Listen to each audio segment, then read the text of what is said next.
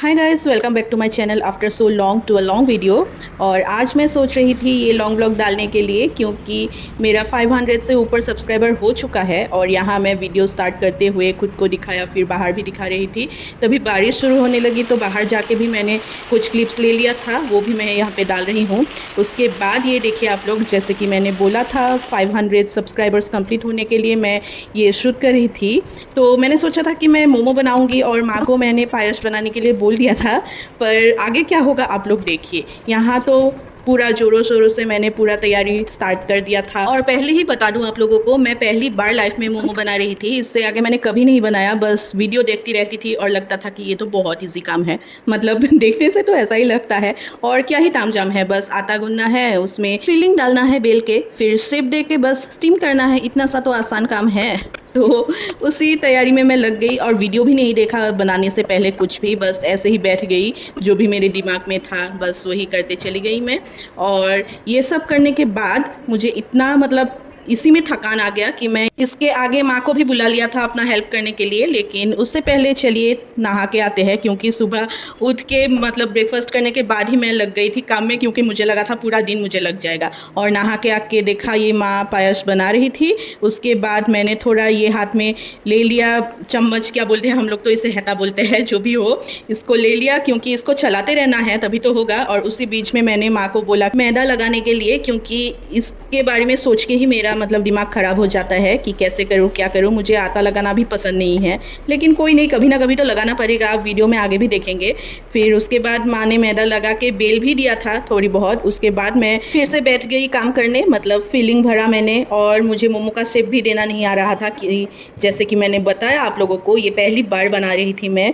तो हम लोग एक पिठा बनाते हैं, जुनबेरी पिठा बोलते हैं, तो बस उसी शेप में डालने के लिए मैं सोच रही थी और वैसे ही करती गई। और जो दुकान में देखती हूँ मोमो कैसे बनाते हैं मोदक के जैसे, वो भी मैंने शेप देना चाहा, पर हुआ तो नहीं। पर फिर भी जो भी हुआ खाने के लिए लायक हो वही सोच के मैंने बना दिया था। और फिलिंग के लिए था प्याज, अदरक, लहसुन और पनीर भी ग्रेट कर लिया था मैंने। और ये जो मैंने बोला था जुनबेरी पिठा का शेप दे रही थी मैं, वो गुजिया है। मतलब दिवाली के टाइम या होली के टाइम जो बनाते हैं लोग गुजिया या गुजिया जो भी कहते हैं, वही है, हम लोग जुनबेरी पिठा बोलते हैं। उसके अंदर नारियल या तिल का फिलिंग होता है, मीठा होता है, वो हम लोग भी बनाते हैं। एसएमएस में जुनबेरी पिठा बोलते हैं। बस उसी का शेप दे रही थी मैं, यही सोचते सोचते कि खाली बन जाए और खाने का लायक हो। और बांटना भी था मुझे। मैंने सोचा था कि मेरे बुआ, बड़ी माँ, फिर मेरे कजिन्स लोग और ऊपर जो रेंट पे रहते हैं हमारे घर में जो लोग, उन सबको मैं खिलाऊंगी पहली बार बना के। तो उसी हिसाब से मैं बना रही थी, सबको देने का सोचा था। यही सेलिब्रेशन भी हो जाता मेरा 500 प्लस सब्सक्राइबर का। मैंने 100 प्लस सब्सक्राइबर का भी सेलिब्रेशन किया था यूट्यूब में, केक काटा था उस टाइम पे, पर इस बार नहीं हो पाया, तो यही सोचा था।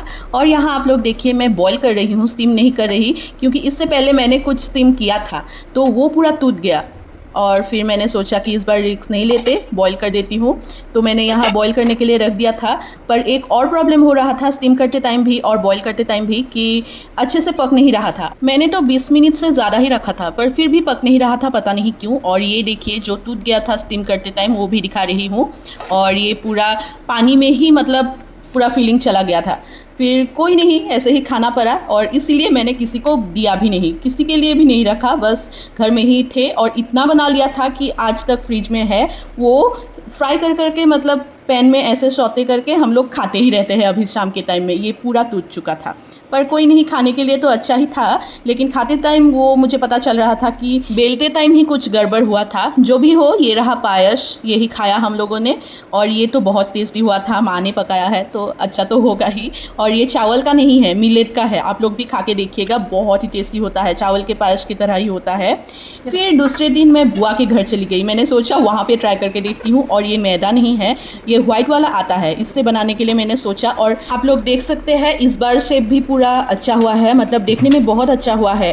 क्योंकि पहले मैंने शेप कैसे लगाते हैं, क्या शेप देते हैं, पूरा वीडियो देख के आई थी, मतलब दूसरे दिन। और यहाँ दोनों तरफ रख दिया गैस के, और ये देखिए बिना टूटे अच्छे से बन गया था। पर फिर भी इस दिन भी मतलब एक प्रॉब्लम हुआ, एक ही बार में नहीं पका। मतलब मैंने पूरा आधा घंटे तक रखा स्टीम में, फिर भी आधा कच्चा रह गया था। इसीलिए बाद में मैंने पैन में थोड़ा शैलो फ्राई कर लिया था, फिर हो गया था, पर टेस्टी ही था जो भी हो। तो गाइज ये वीडियो यहीं पे एंड होता है और लास्ट में मैं आप लोगों को बोलना चाहती हूँ थैंक यू सो मच। आप लोगों की वजह से मेरा 500 प्लस सब्सक्राइबर हो चुका है और प्लीज आगे भी ऐसे ही सपोर्ट करते रहिएगा। Thank you once again.